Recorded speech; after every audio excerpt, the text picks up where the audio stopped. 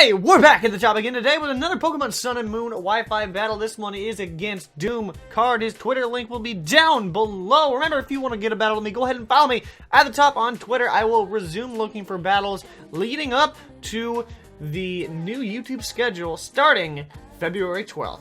Now, we're still rocking the Guzzlord team. If you want to check out the team inside and out, go ahead and check the card up in the top right-hand corner. Remember, this came out before, or these battles happened before Pokebank, so no Pokebank just yet, but we will get to that once the new battles begin. Doom Card is over there bringing Primarina, Alolan Muck, Greninja, Salazzle, Turtonator, I was about to say Torterra, and Palossand. Once again, we see another Salazzle. And you saw in the last Wi-Fi battle why that was so frustrating. But this time, I have to be very wary about it. Because, well, at least a little bit more wary about it. Especially with Guzzlord. I can't just throw in Guzzlord consistently. I have to play around a little bit better. Especially with the Scizor. If I expect a poison move, I'm going to have to be a little bit more brave with that. So that's just what I'm going to have to do. So, with that, we're going to go ahead and get this match started. He's going to be leading with Popper, the Primarina, as I lead off with Staraptor. So this is actually a better lead than the last game. I'm going to intimidate the Primarina. Not that that's going to be an issue for them. Unless they're running a physically offensive Primarina. I can't imagine that. I'm going to go ahead and U-turn because I don't really want to take an Ice-type move. And I'm going to jump into my Scizor, as lo and behold, an Ice Beam does come out, so I'm able to take it. As long as there's no freeze, I am good. It's not very effective, and there's no freeze. So now I get pretty sure I get a free Mega Evolution here, as they go out into Turtonator here. But in fact, I don't, and I actually double switch into Day1, the Alolan Raichu.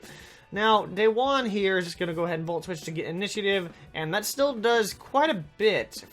Not as much as I would like, but this I'm totally assuming that this is not like not your average Turtonator. And I'm gonna hop out into Xenomorph, expecting maybe definitely not this though. I was expecting a fire move. In the end, I definitely should have thought of this better because we're gonna get devastating Draked. I said I needed to be very wary about Guzzlord. Luckily, it is a special attacking Turtonator because we are able to live it, albeit I'm just going to have to let Guzzlord be used for Death Fodder, which is kind of unfortunate, but I'm expecting a Dragon move. That's why I jumped back into my Clefable. And they're going to switch out into Paquette, which is, I'm assuming, the Alolan Muck. And I'm going to Thunder Wave, and because it's my literal best option, as long as they don't go into Palossand, I'm fine. They don't, they go, like I said, out into the Alolan Muck, and everything is great. Now, I can go ahead and go for the Moonblast, because I want to get a little bit more damage on this thing, hoping for the Paralysis, and I'm pretty sure I could live a Gunk Shot if they have it, but just on the premonition that they do have Gunk Shot, now that I have had one lucky Paralysis, full para, I'd go on to the Scizor, it goes to the Gunk Shot, and I'm good. But unfortunate thing is, here comes the Salazzle, and I'm now, instead of having to rely on Guzzlord, I'm going to have to rely more on my Staraptor and Alolan Raichu, which in the end can't really do anything. Now, I Swords Dance, I don't know why I did Swords Dance, because there's a Salazzle on the other team, not necessarily on the other side of the field. I know it is now, but when I Swords Dance, I just completely forgot about it. So now I'm just going to let my Guzzlord go down, and maybe I was like, oh wow, maybe we can live another one if they, like, maybe their choice, but no, I get burned. And I live on 7, but it's not going to matter, because even if they were choiced, they could just go for the Flamethrower. Now here, they actually make the switch out into their Primarina, and, I mean, in the end, it wasn't really going to matter, because even if Salazzle would have been able to knock me out if it stayed in, it didn't affect the move right there. Kind of unfortunate, but that's just how things go, I guess. So they're going to switch out into the Palossand as I go for the Volt Switch. Not going to affect Sandy here. That is really a problem. So I'm not locked into anything, but I mean, I'm not going to stay in. And luckily for me, Ripped the Staraptor can actually be immune to both stabs. So now I know this is a pretty good switch-in for a Palossand. Even though it's an offensive version, I don't know why it keeps turning black, by the way. Like, it keeps flashing black. It's weird. But they go out into the Greninja as I drop a Brave Bird. I'm not sure on that one. I'm really not, but I don't really agree with that switch, but hey, I'm not going to complain, definitely not. So now I'm going to go ahead and go out into my Clefable, because once again, I don't want to take an Ice Beam, and Clefable actually takes that really well. Then again, it's not Stab, so that's another thing to talk about. But now they're going to switch out their Primarina and go right back out into the Salazzle. If only I had not Moonblast, because look how little this does.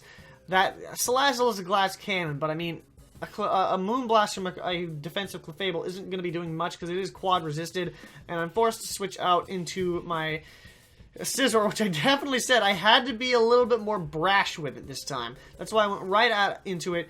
But I guess I'm just going to let it go down because I'm looking at it and I'm like, I don't really need Scizor, so it's gonna suck. But getting a little bit more damage off is fine because now what I can do is go out into Staraptor or Alolan Raichu. But I end up going out into my Staraptor. I can intimidate it, not that that really matters again.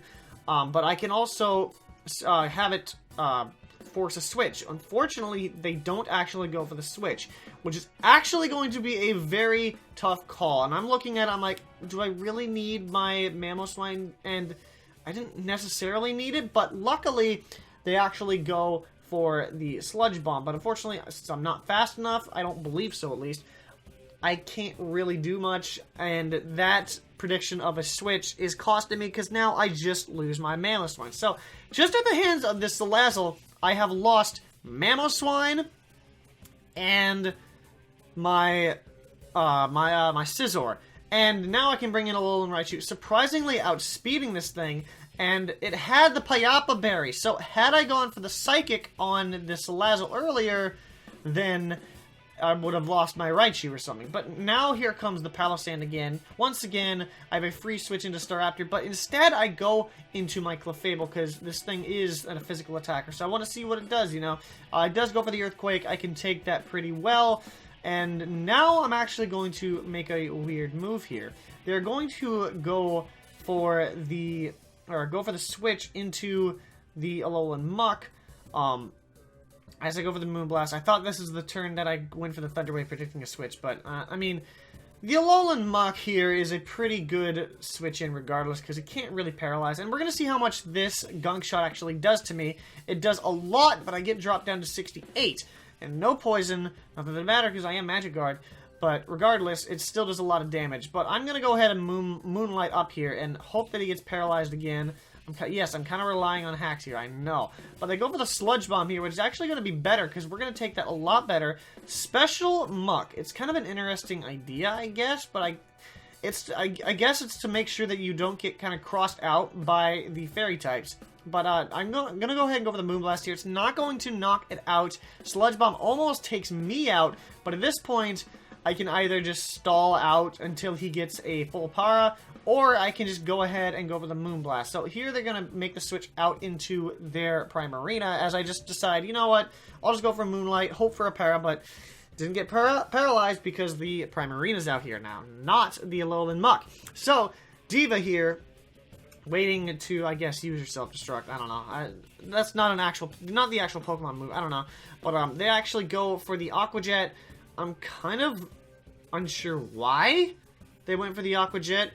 I'm not questioning the fact they have Aqua Jet, because priority is, like, in a cinch, you can always use priority. Like, if they're close to dying, then you can always rely on priority. But they're going to get full power after I go for the Moonblast, which is pretty unfortunate, because now I believe Primarina is going to drop here, at least to my intuition. At least, well, my intuition tells me I should be saying. And Moonblast will be taking out the Primarina. So we're getting close to winning here, even after the Salazzle screw up. But now they're going to bring in Sandy, the Palossand again. I have a free switch into my Staraptor, like, no doubt about it. It's an offensive switch. I can resist most things, except if he has the Rock move. But in the end, I mean, even if he does, I can just... Intimidate will make it live, or rather, make me live, excuse me. They go into the Turtonator here, though. As I go for the Brave Bird, hoping that this thing can knock it out and we can get a nice sweep. It doesn't actually pull off the knockout, but, I mean, we can just go for Brave Bird. We're faster than it, but his last Pokemon, I do believe, is the Palossand, or at least one of the last Pokemon he has. and we'll see what happens. I mean, we're still over 50%, and I believe we get a nice Staraptor sweep as Brave Bird will be finishing it off. Shoutouts to the Seattle Staraptors. Let's go. What do I call them? Go Raptors? No, that's an NBA team. Here comes the Pelican, and we're going to finish things off with yet another Brave Bird after the Protect. But, of course, this is the last Wi-Fi battle before we get into the Pokebank Wi-Fi battle. So if you are excited for that and want to hit me up, go ahead and let me know on Twitter. Go ahead and let me know on here. Let me know where anything goes. Because, of course, two more Brave Birds, and we should finish things off.